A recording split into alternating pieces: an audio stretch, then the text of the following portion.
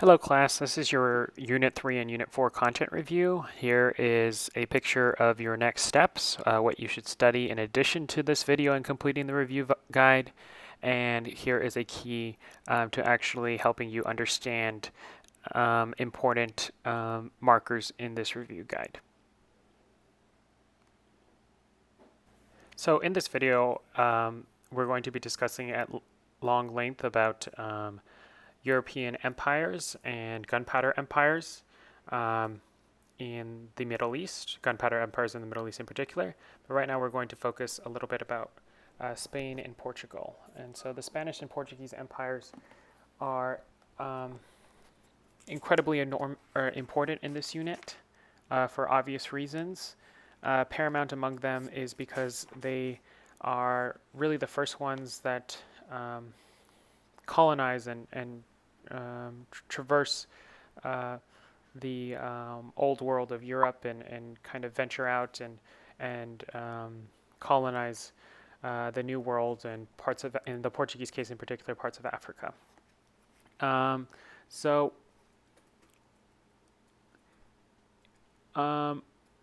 Go ahead and pause this slide. Go ahead and take some time to read it and answer the guided questions on your review guide. But the marriage of Fernando of Aragon and Isabel of Castile in the mid-15th century united the kingdoms of Aragon and Castile. This union gave its support to three significant events in Spanish history in 1492. So we have the Reconquista of former Spanish territory from Muslims with the fall of Granada, the expulsion of Jews who refused to convert to Christianity. Spain would suffer serious economic repercussions or consequences with the removal of the Jews, who were some of its most well-educated and skilled people, and the first voyage of Columbus. The unification of central Spain and the end of warfare with the Muslims freed the Spanish monarchs to turn their attention to voyages of exploration. The Spanish-sponsored voyage of Ferdinand Magellan, beginning in 1519, not only circumnavigated the globe, but also gave Spain a basis for its colonization of the Philippines in the late 16th century. So this is a good slide that kind of divvies up Spain's empire in this time frame of 1450 to 1750 that we're talking about. So it talks about control in the Caribbean. So Christopher Columbus, lands in the Americas in 1493, and then it talks at length about conquest in the Americas. So the the Spanish takeover of the Aztec Empire and conquest of the Incans as well. So on the left, there's an image of Hernan Cortés conquering the Aztec Empire, and on the right, Francisco Pizarro, his forces grabbing Atahualpa. And we read an excerpt from Guns, Germs, and Steel about the episode on the right. So go ahead and pause. So this is a slide that just goes into greater detail about Spanish conquest in the Americas. So in 1521, the capital city of Tenochtitlan was burned to the ground by the Spaniards, and Francisco Pizarro takes the Incan Empire in 1535. It also talks about Francisco de Coronado. So I would go ahead and pause the slide to get this information down either in your review guide or in your notes.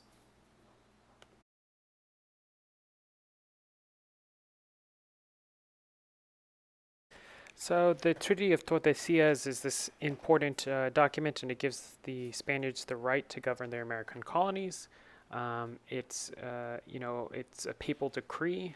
So this agreement divides the newly discovered territories between the Catholic countries of Spain and Portugal by drawing an imaginary line around the globe. So this is a picture of that imaginary line.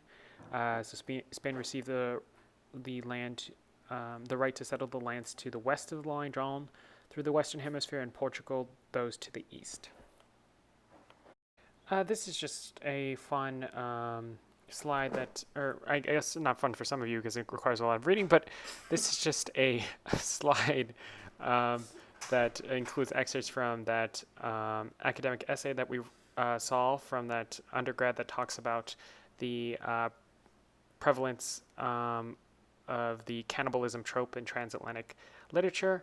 So I think it's really cool, and it includes some relevant information as well as just your first extra credit opportunity if you feel like the extra credit, your first extra credit opportunity, if you feel that you might need it on the test, which is to just go and diagram this young lady's, well, she was young at the time, she was a Yale undergrad, is argument of her essay.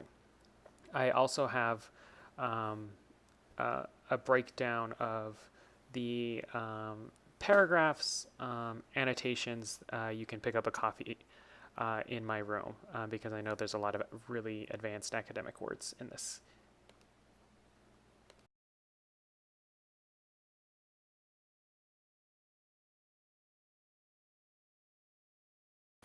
So this is an excerpt from Guns, Germs, and Steel that kind of gets at the main reason why we read this dramatic episode that took place when the Spaniards, in really dramatic fashion, go and essentially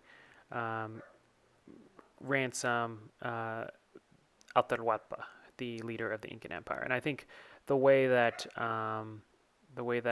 Jared Diamond frames this episode in world history is really interesting. So he asked the question, why wasn't it Atahualpa, the one who went with his vast army to the Spanish mainland and capture and ransom the King of Spain? And so this is a kind of reformulation of Yali's question that we asked at the beginning of the year. And we still not provided with an answer because we get this introduction into approximate and ultimate causation. So approximate factors explain the reason why, the immediate reasons, so to speak, why the Spaniards were successful in their conquest of the Incans. But to answer Yali's question, we need to look at the ultimate factors, or we need to discuss the ultimate factors. So I'm just going to read the parts of the excerpt. So, thus, Pizarro's capture of Atahualpa illustrates a set of proximate factors that resulted in Europeans colonizing the New World instead of Native Americans colonizing Europe. Immediate reasons for Pizarro's success included military technology based on guns, steel weapons, and horses, infectious diseases endemic in Eurasia like smallpox, European maritime technology, the centralized political organization of European states, and writing. So the motivations for coming to the New World, you guys learned them a long time ago: God, gold, and glory. So go ahead and pause the video so you can get those down. This depiction obviously thinks God played a very, or illustration thinks God was, or suggests that God was a central motivating factor for Europeans coming to the New World. So here's a picture of Christopher Columbus with the cross.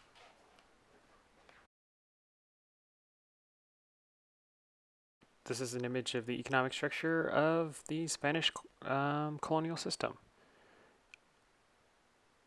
So get it down.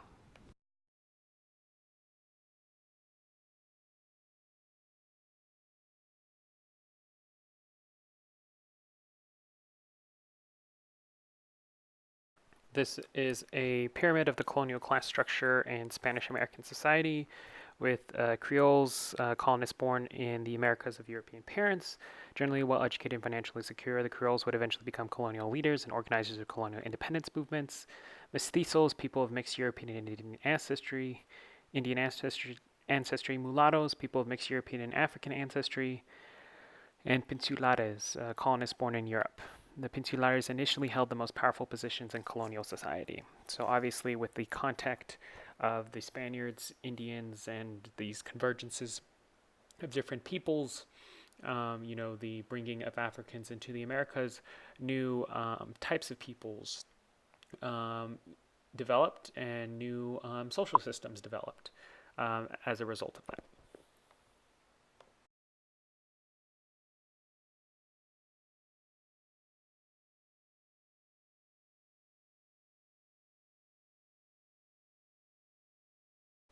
I think the most significant part of this, obviously read the whole slide, but the most significant part of this is the Portuguese come to the New World and colonize Brazil, And while the Spanish are looking for gold and silver, they're very much in step with this mercantile thought that the accumulation of gold and silver is a necessity for national strength. The Portuguese are over there planting sugarcane, and they quickly find that planting loads of sugar and selling it is highly profitable, but they need a cheap labor force to do that, so they use African slaves. So the Portuguese are the first to actually transport African slaves to the New World and use them on a large scale.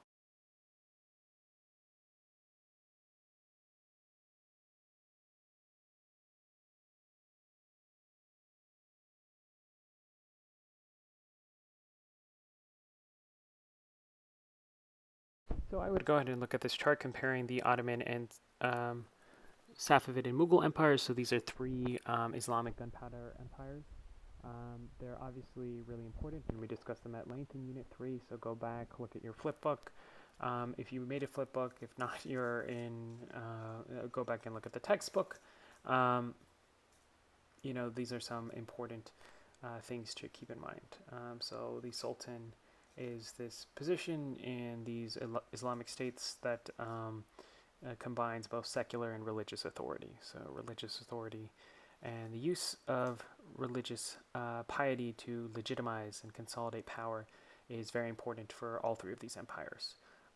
But the degree is differentiated a bit. So go back and look at your notes. All right, so these are directly from the annotations that I gave you a while back. And so this talks a little bit more in length about the Islamic states that develop after the fall and decline of the Abbasid Empire, which we covered in Unit 1. And Marshall Hodgson, he's a historian, has written that a visitor from Mars who arrived on Earth during the 16th century would probably have concluded that their world was on the verge of becoming Muslim. And so we talked about the significance of this metaphor and what it actually means. And so it's in your guided notes. Your review packet. So make sure you answer that.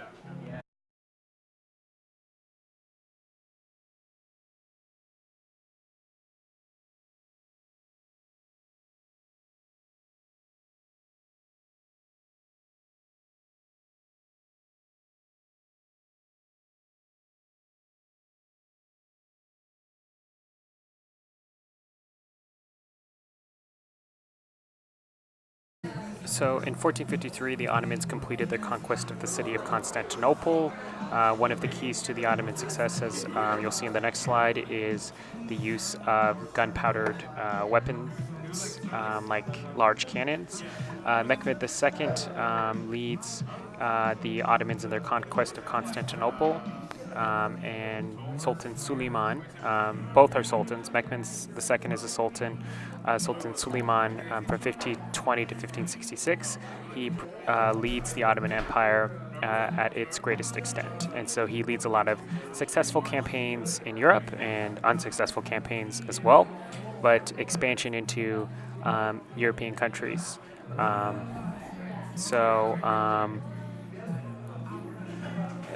You should know both of these. I've included an article on both of them as well.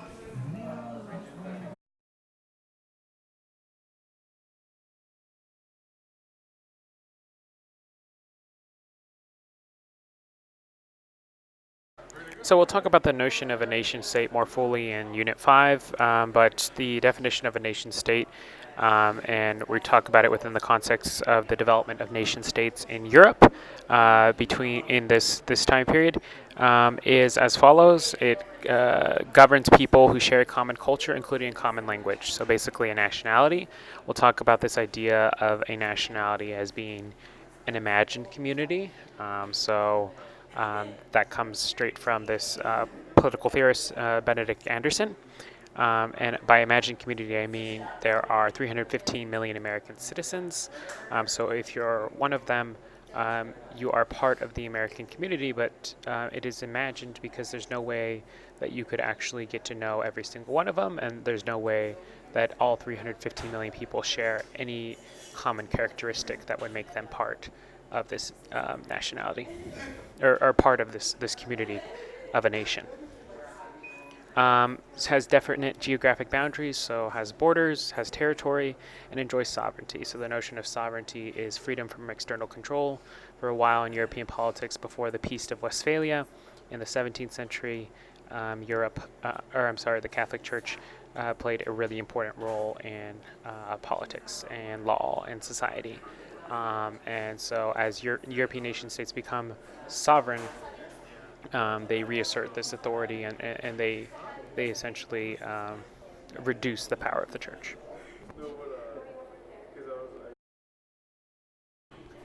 So monarchies in France and England. So in the 16th century, European monarchies expanded their power dramatically. Characteristics of these monarchs were maintenance of strong armies, establishment of elaborate bureaucracies, high taxes to support the frequent wars on European continents, etc. Something that so in France, a system of absolute monarchy arose as monarchs stopped convening the Estates Générales, the medieval parliament. So you are supposed to have watched already the Open Yale course lecture on absolutism. So if you haven't done that already, I would watch it now to get a more concrete picture of what we're talking about absolute monarchy. But it's basically the centralization of power into one monarch or person.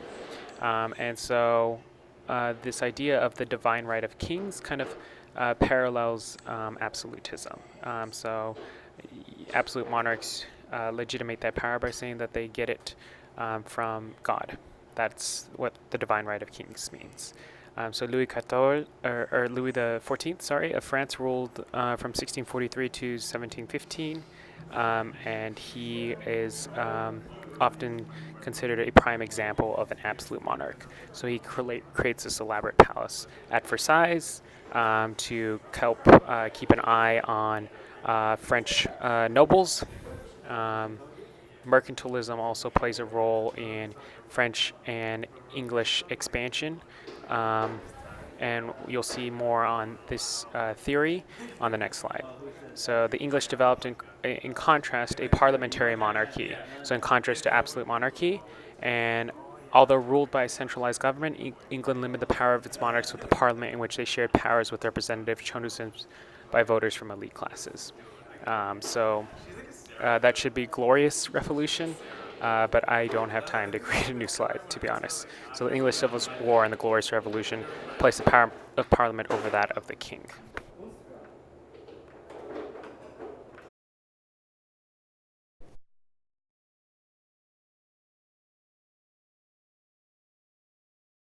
So Russia followed the path of absolute monarchy after the final expulsion of the Mongols in 1480. So the Mongol occupation of Russia produced a nation with a weakened emphasis on education, as well as depressed trade and manufacturing. Under the Tsars Ivan III the Great and Ivan IV the Terrible, Russia expanded from the eastern border of Poland into western Siberia across the Ural Mountains. Russian pioneers called Cossacks were sent to the newly conquered territories, taking over land previously held by Asian nomads. In the process of expanding its borders, Russia added a substantial Muslim minority to its population.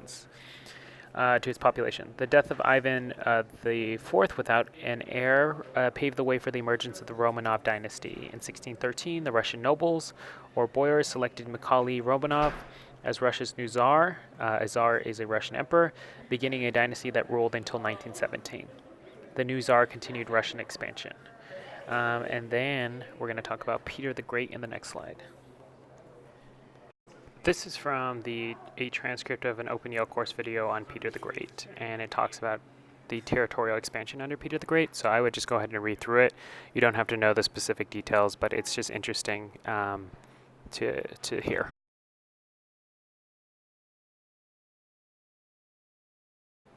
So Peter the Great is this ambivalent child of European rationalism because in addition to exposing Russia to Western influence, he's also very much a Russian patriot. He does not like democracy, which is often considered a Western idea. He is an absolute monarch, that wants power consolidated into him. He's a Russian patriot. Although he is pro-trade, he's also incredibly oppressive to his peoples, as demonstrated below.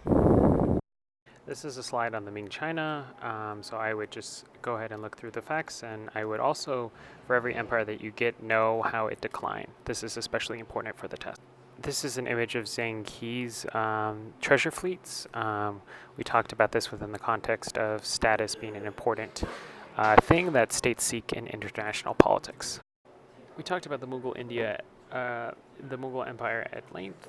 It was a Islamic state in India. So the greatest leader of the Mughal dynasty was Akbar, ruled between 1560 and 1605. Throughout his reign, he brought more of northern and central India under his control, established a bureaucracy, and patronized the arts. So he financed the arts. He encouraged cooperation between Hindus and Muslims in India as well. So Akbar also broke with Hindu and Muslim tradition regarding the treatment of women in society. He also urged widows to remarry and outlawed sati, the practice among Hindu elite classes of burning women on their husband's funeral pyre. Akbar also encouraged merchants to arrange market days for women only so that those following the practice of purdah, or confinement in their homes, would have an opportunity to participate in public life. By the declining years of the Mughal Empire, however, the improvements in the position of women had largely been discontinued. Mughal art and architecture often blended Muslim styles with those of other societies. Mughal artists were known for their miniatures, some of which included Christian religious subjects. Mughal architecture blended the white marble typical of Indian architecture with the arches and domes of the Islamic world. Probably the most well-known architectural structure of the Mughal era was the Taj Mahal, constructed by Shah Jahan as a tomb for his wife, Mumtaz Mahal. And we know that one way in which states seek to consolidate power is through the patronization of the arts and the development of monumental architecture. I would read through this slide. I would know what a shogun is and the Tokugawa family as well. Make sure you read through it. As European nation states grew more powerful and involved in colonial expansion, their governments formed trading companies. Monopolies are the exclusive possession or control of the supply of trade in a commodity or service. European nation states grant joint stock companies like the British East India Company and the Dutch East India Company with monopolies. This all fits into mercantile theory and mercantilism. With the origin of great trading companies came increased consumption of Eastern products such as coffee, tea, and sugar. The growth of trade and commerce fostered the growth of capitalism, which is an economic system that is based on the private ownership of property and on investments with the hope of profit. A joint stock company, there's the definition of a joint stock company. I would know all these key terms for the test. This appears heavily on the test.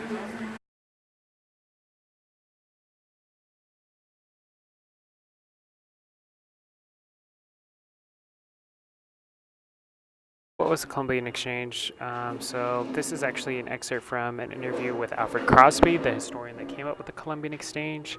And so he thinks of history in like an ecological perspective, when most historians previously recount or talk about history in political, economic, or social terms.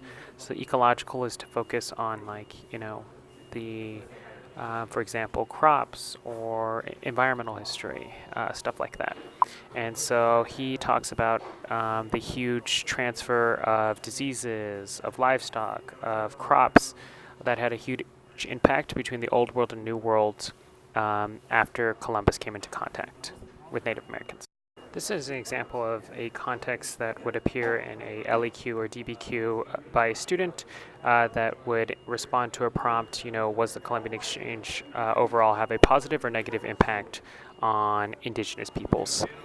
So this would be a good example of contextualization. This would be a good thesis to the prompt in the period between 1450 and 1750, or to the prompt, did the Columbian Exchange have an overall positive or negative effect on indigenous peoples? So this slide talks about the transatlantic slave trade and the Middle Passage, and talks about how the transatlantic slave trade is one cog in the triangular trade. So check out the 1692 project through the New York Times. This is a great resource that helps you visualize the effects of slavery to this very day, and the very, very horrible stories that come from that institution. To the question, why Africans? These are the factors that converge to make Africa a target for the transatlantic slave trade.